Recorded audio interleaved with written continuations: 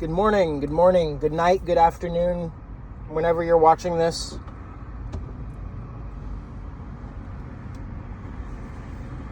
How goes it?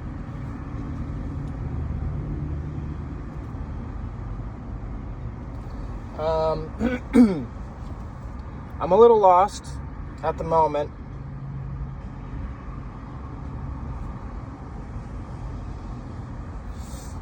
You know, I've mentioned that I feel like what we're doing here is something that I have been called to do, a mission I have been given, etc., etc. But I'll tell you that as that fire burns brighter and brighter, along with other endeavors that I have going on that are related to this,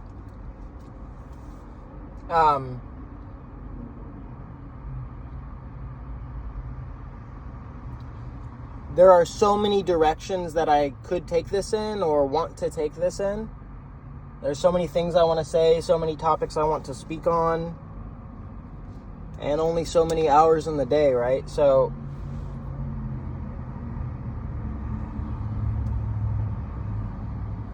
I'm at this point where I'm like, I know I need to keep the fire burning. Like we talked about in the first video, getting that match lit in the cold alley, right? Getting that bonfire started is the most important part. Once it's started, you have to do everything you can to keep that bonfire rolling.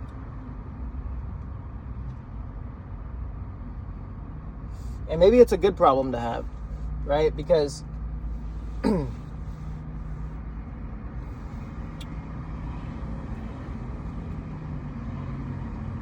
having a lot of things to say isn't necessarily a bad thing. Like, as long as I keep feeding the fire good fuel, it'll continue to burn. It's a little stressful, I guess, but not really.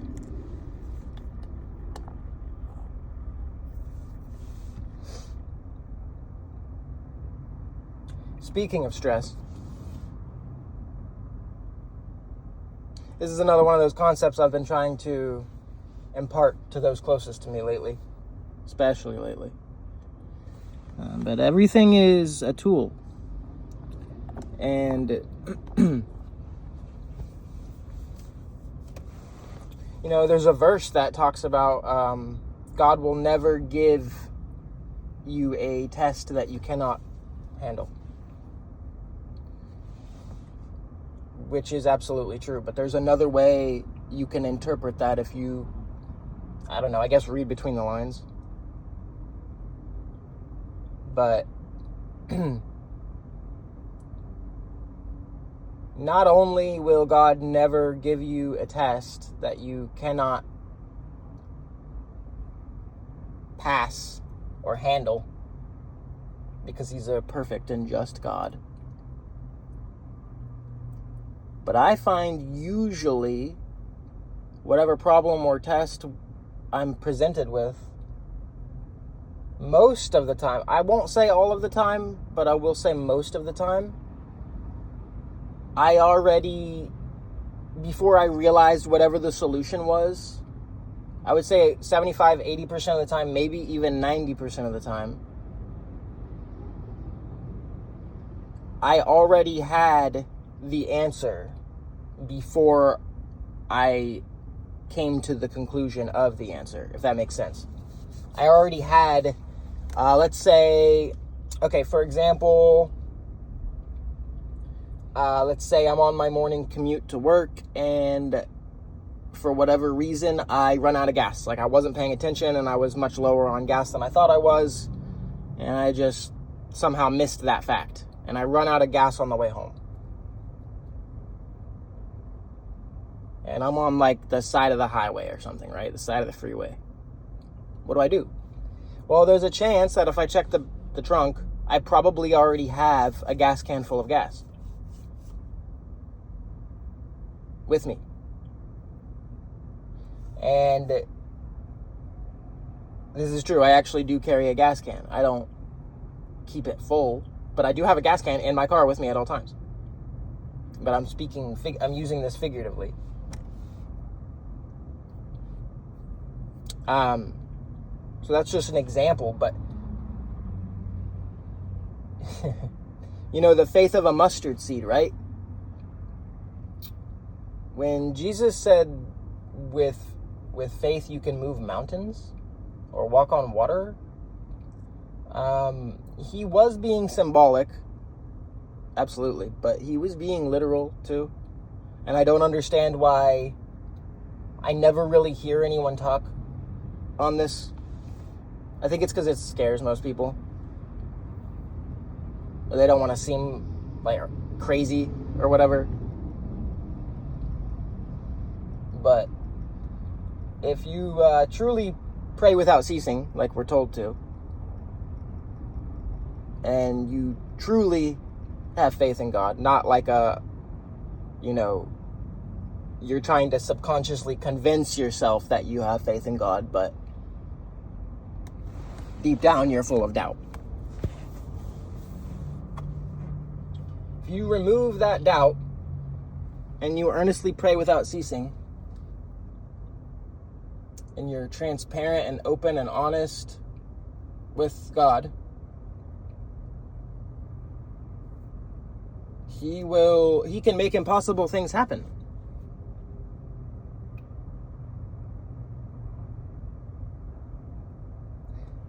It is not sleep that gives you your energy for the next day. It is not dinner that sustains your stomach throughout the night so you don't wake up hungry. And a prayer goes out to all of those that do wake up or go to sleep hungry. I have been there many times.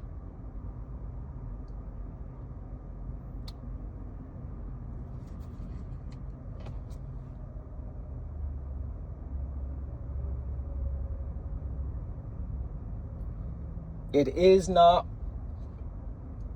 the glass of water that hydrates you.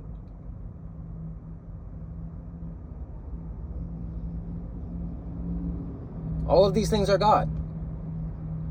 And as soon as you forget that, and as soon as you start thinking sleep gives you your energy for the next day, or McDonald's gives you your sustenance to push through the last half of your shift, or that Pedialyte is the thing that took your hangover away. All of these things are God. And as soon as you say that they're not,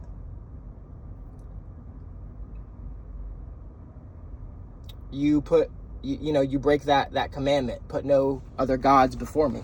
You've put a God before him. And suddenly you're worshiping a sleep schedule. Suddenly you're worshiping a 3-meal-a-day regimen.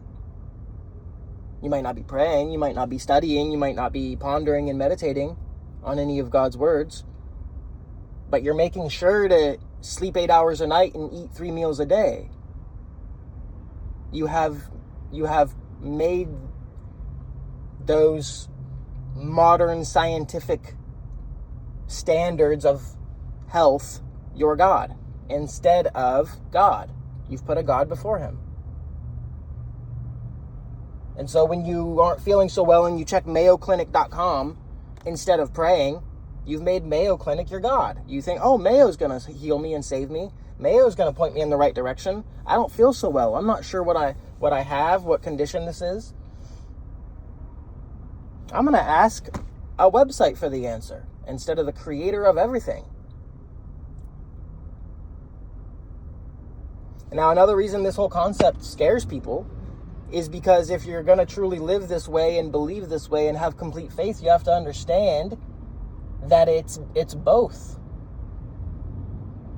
Those calamities and tragedies that you see in the world, things happening to people close to you, those tragedies are God too. But with our limited human understanding, we see some of it and we think it's unjust or cruel. Or even worse, we give the credit to Satan. Even Satan can only do what God allows him to. And it's not Satan can only do what God allows him to. And that's a whole nother video in and of itself, probably. But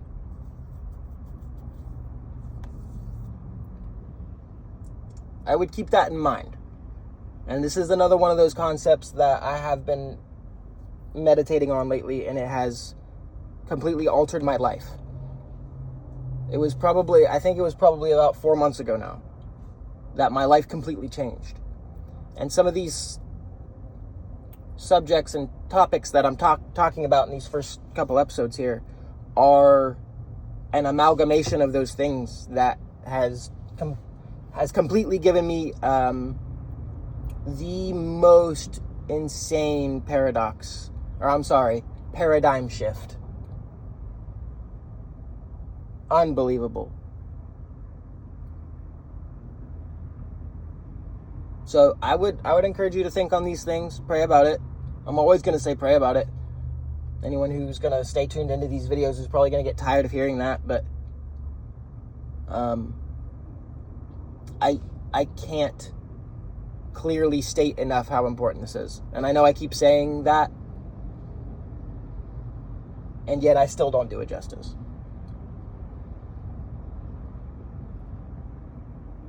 People have this thought in their head that a relationship with God takes years and years and years of, being a monk and going up in the mountains and not talking to anybody for 20 years and sitting on a straw mat on a concrete floor in some cold temple for 50 years or something, and then you'll be enlightened. All you have to do is nothing. That makes sense. Because that's what Christ did. He came down here for 33 years to go sit in a cave.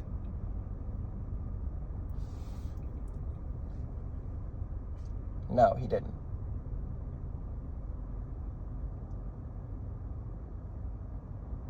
So, hopefully this one wasn't too scatterbrained. I'm a little preoccupied this morning. Got a lot going on, but I'm going to try and keep these coming. Appreciate you guys. Hope you're doing well. Remember to pray. And remember to not doubt. And remember to give God the credit for absolutely everything. And adopting this mindset will help you take joy in various trials too. Because when you see something bad happen, you can realize that there is a silver lining to it, whether you can see it or not. And God is using that event for good. The Bible says that, God has begun a work in all of his people, and he will see it through to completion. Like God's not going to finish the job he started. So don't have doubt, and he did not give us a spirit of fear. So don't be afraid. Stop stressing about how much sleep you're going to get. Stop stressing about where your next meal is going to come from.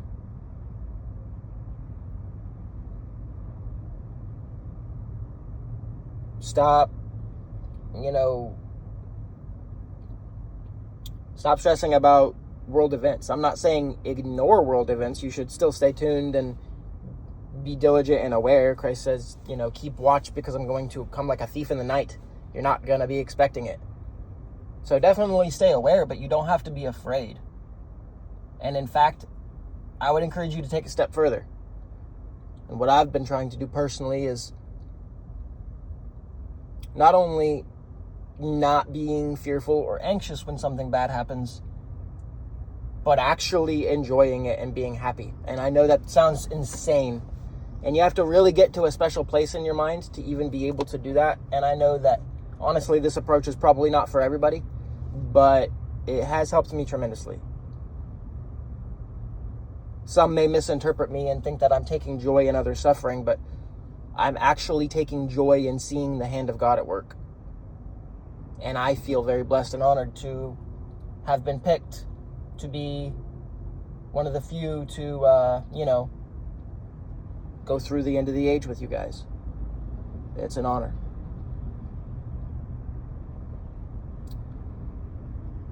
And I look forward to seeing all of you at Curtain Call. All the world's a stage, guys. And there are many eyes on that stage. You've got 2 scripts that you can pick to follow. One is worth your time. One is not. I'll give you a wild guess as to what the answer is. Be safe. Always pray. Thank you for tuning in.